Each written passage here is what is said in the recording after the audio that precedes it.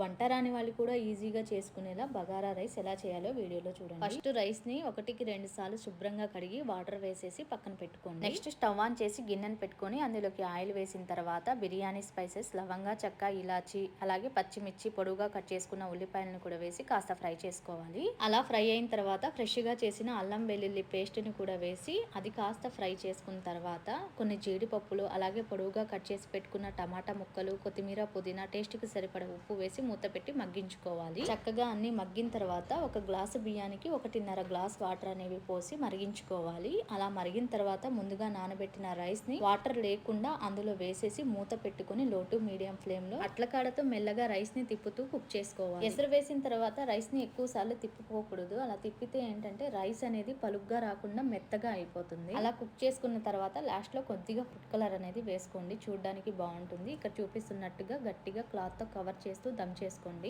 Mutton కర్రీతో bagara rice ని enjoy చేయండి.